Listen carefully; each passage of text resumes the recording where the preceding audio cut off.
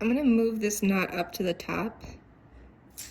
So you see how the bottom comes through, it has like these two little, like looks like little bellies on the bottom. If you pull on this bottom right, then it comes out on the bottom left string. And likewise, if I pull on the bottom left loop, it'll come out on that bottom right. So I'll just keep doing that until it gets all the way to the top.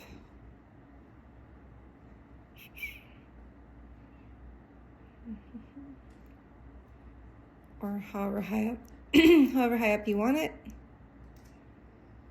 Let's leave it right there, how about? Put this down.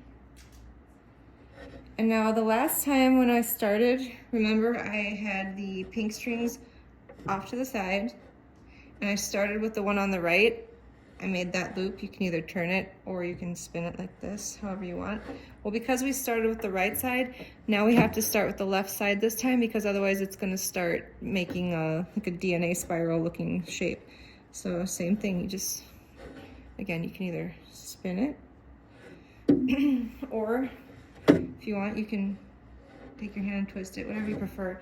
But the only difference is now this side is number one, right? Whichever one that you use to make the loop is, that's number one, the end of it.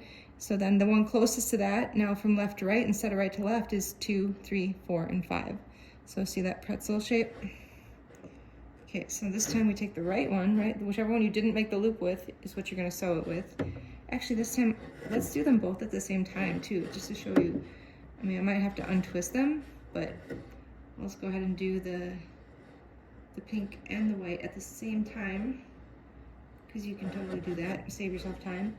But you just have to trace them both at the same time, and then I have to untwist everything at the end, you'll see. So again, this is number 1, 2, 3, 4, and 5. So over 1, literally just laying it on top of 1, under 2, over 3, right, so over that one, under 4, and over 5. Same thing, you still get that double coin knot.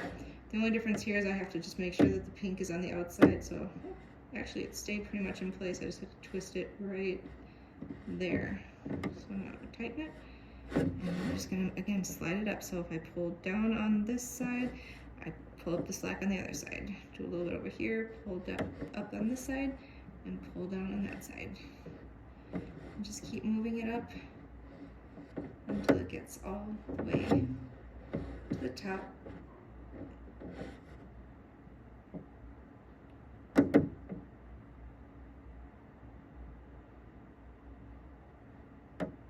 So there's 2.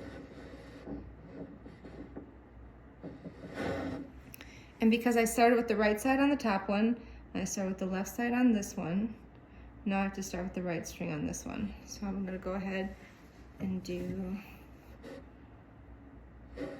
right side, right? Just loop it and keep going